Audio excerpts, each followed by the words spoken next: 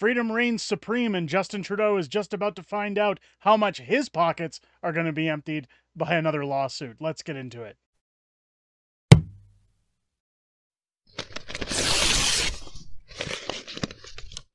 Oh, yeah!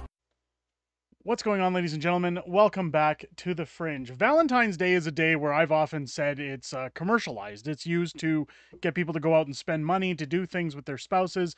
Unfortunately, this year, when I usually take advantage of that day to take my wife out and show her a good time, well, everybody in the house is sick. So we'll be spending this Valentine's Day inside. But Valentine's Day also remarks decent significance when it comes to the Freedom Convoy. If you remember back 2 years ago to this date, the Emergencies Act was invoked by Justin Trudeau and Marco Mendicino, who were overreaching their rights within the legal system, so to speak. It has since been decreed by a federal judge that the invoking of the Emergencies Act was in fact illegal, that it was not constitutional. And of course, we see here the result. Now, this was on February 19th of 2022, when we see the clash between protesters and police, as police had told, here we go, parents with children, get out of town, get out of the city, or you're all going to be at risk. Now, of course, the police went as far as firing tear gas on reporters, on common citizens, in the name of restoring the peace. People were trampled by horses. Again, we've seen truck windows smashed, as we're going to see here in this clip. Police taking no accountability when it comes to their behavior. I mean, again, treating people like they were common criminals for simply standing up for their rights to the government. Now, as it went on, like we seen, the police were prepared to stand off. This standoff outside of, I believe this is the Fairmont, over by the West Inn, in front of Parliament. Of course, the standoff between police and protesters went on for quite some time before the police, in fact, moved in. This is again where we seen the older woman who was trampled by horses. We see the police, of course, pushing back on people, trying to get people out of the town. And as much as this is a significant day in our history, it's one that I don't like to reflect back on because it was a dark time in Canada's history. However, what we're seeing is today a new announcement has come forward, one that brings some bit of light and hope, and one that I was hoping would come this way once this judge declared that the invocation of the Emergencies Act was in fact illegal, and perhaps we might just see some form of accountability. Keith Wilson tweeting out earlier today, breaking on the 2-year anniversary of the federal government's illegally invoking War Measures Act against its citizens and targeting key protesters in Ottawa by freezing their bank accounts. Today, Tamara Leach, Chris Barber, Tom Marazzo, Danny Buford, and other protesters who were targeted by Justin Trudeau and Chrystia Freeland have filed lawsuits against the federal government. Section 24 of our Charter of Rights and Freedoms gives Canadians the right to sue their government for damages when the Charter rights are violated.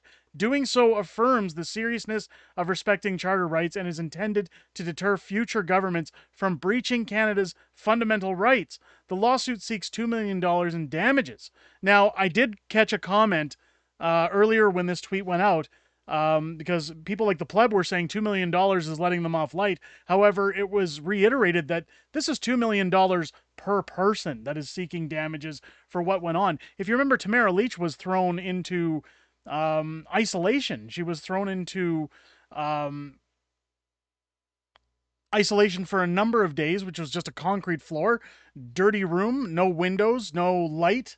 And then she was dragged back for merely taking a photo with Tom Marazzo at a gala honoring her for what she did to stand up for Canadians. The government doesn't like people standing up and standing back. Of course, Freedom Convoy lawyer Eva Chipiak also chimed in, and let's take a look at what she had to say. Today, February 14th, 2 years after the federal government invoked the Emergencies Act, we still don't know what was illegal about the protest. Again, that hasn't been defined. When we looked at the POEC that went on last year, and well, the findings from Judge Rouleau, of course, no questions were really answered. The federal court deemed the federal government's actions illegal and unjustified. If there was ever a time for the prime minister to step down, now is that time. And of course, she's attached a video. Let's take a listen to what Eva had to say. It's Valentine's Day, February 14th. 2 years since the federal government, Justin Trudeau's government, invoked the Emergencies Act on peaceful, lawful protesters in Ottawa. I've been asking the same question since day one. What was illegal and when did it become illegal? And I still don't have those answers yet.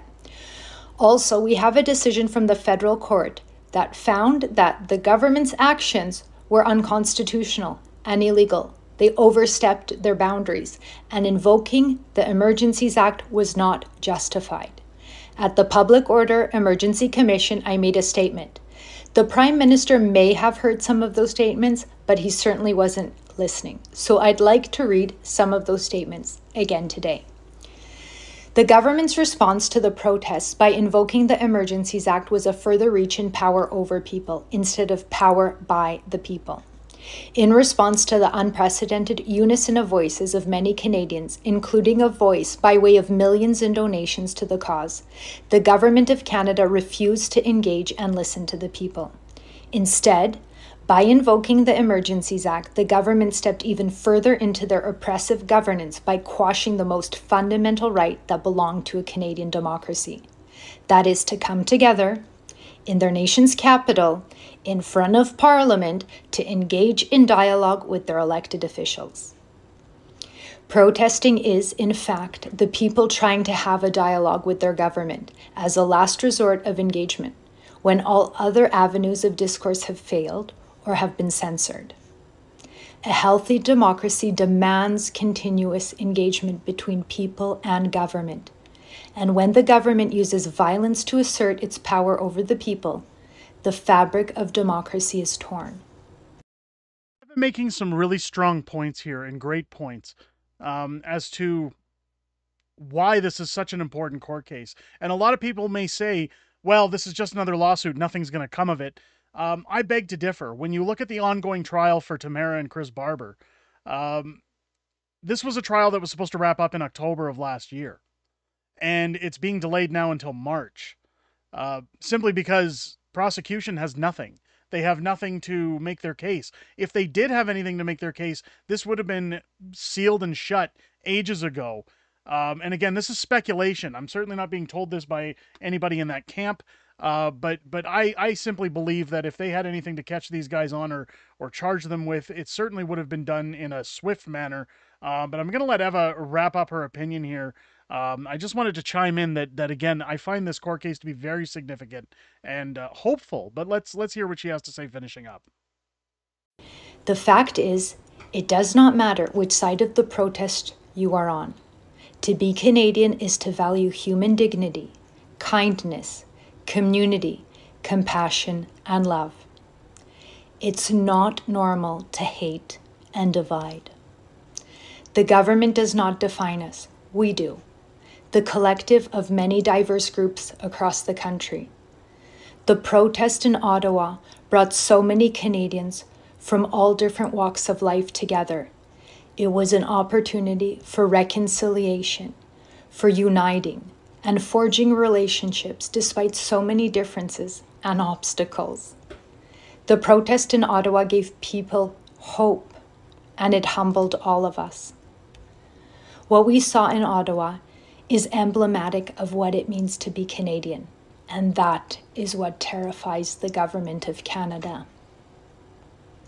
I hope you are listening, Mr. Prime Minister, because if there ever was a time for you to step down, now is that time. Truer words can't be spoken. Of course, good friend of the channel, Shadow Davis, tweeting out the lawsuit for damages has been launched against Trudeau government. This is going to get good. I couldn't agree more. As we look at the court documents, shows here the official filing papers or the notice of action. Legal proceeding has been commenced against you, the defendants, the federal government, and the plaintiffs. The claim made against you is set out in the statement of claims served with this motion of action. Again, going through the Superior Court. Now, we've seen in the past with the Superior Court, that they've deemed things like single-use plastic straws or the plastics ban unconstitutional. We've seen them come out and say the use of the Emergencies Act was illegal. I have very high hopes that this is the start of something great for those that suffered at the hands of the government, for those who were ripped away from their families, who were locked up, who were mistreated and abused, who were labeled terrorists within their own country for simply standing up for their charter rights of freedoms. If there was any day that this lawsuit should hit, today was that day. And not only on a significant day, but it now marks a new significance. Kind of like a phoenix coming out of the ashes. That 2 years ago today, the most horrific act was invoked in Canada's history, and today it comes out to show that good things can come from that, that justice hopefully can be served. We've seen, I know with people like Tamara Leach, again, she's told me multiple times, money isn't the key to this, it's accountability. And I applaud her for sticking this out. We've seen with the Coots that a deal was reached, a plea deal, in order to release two of them from jail. And again, I said on my live stream last week that I give them full respect for taking that deal.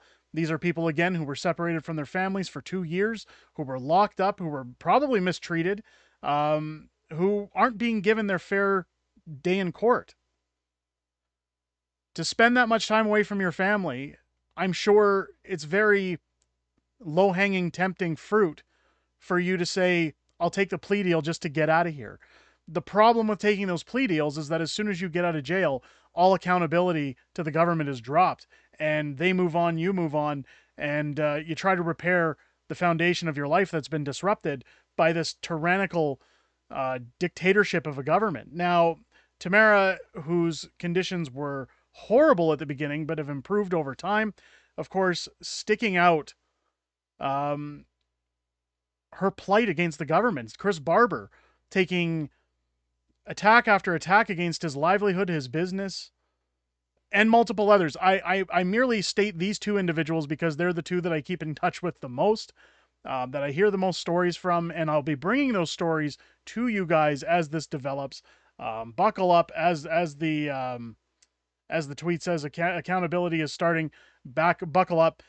This should be a class action suit for anybody whose truck was parked in any of those roads where their windows were smashed, where charges came forward, anybody who was assaulted. Even reporters like Alexa Lavoie from Rebel News should be filing a lawsuit at this point, as far as I'm concerned, for harm.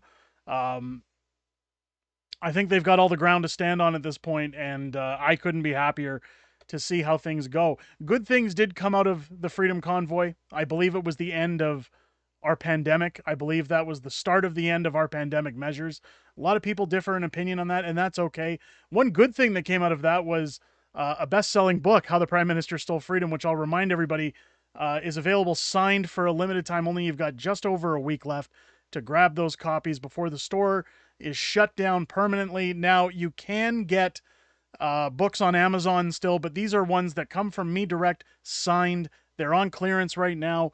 You have until February 25th to get any of our books that are still available in supply, signed and shipped out to you. So head over to unacceptablefringebooks.com to grab yours down below, and relish in this moment. This is a good moment for people. This is a good moment for freedom. And let me know your comments down below if you think this is a great move. If you think good things or bad things or nothing will come from this, let me know your comments down below. And again, if it's the first time here, I hope this video's earned your subscription. As you're hitting that subscribe button, make sure to turn your bell on for notifications. Do the usual YouTube stuff, like, comment, share. Let's get this story out there. This is the one of all of them that need to be broadcast, that need to get out there. The people need to know Justin Trudeau's time is coming to a close, that freedom will reign supreme, ladies and gentlemen, once again. So do the usual YouTube stuff and join us here on the channel live this Friday night at 6 p.m. Pacific time, 8 p.m. Central for Friday Night Fringe. And we're definitely going to be talking about this amongst other things that happened this week, and having a little bit of back and forth with the community. I look forward to seeing each and every one of you there, and I hope you enjoyed this video. I'll catch you on the next one.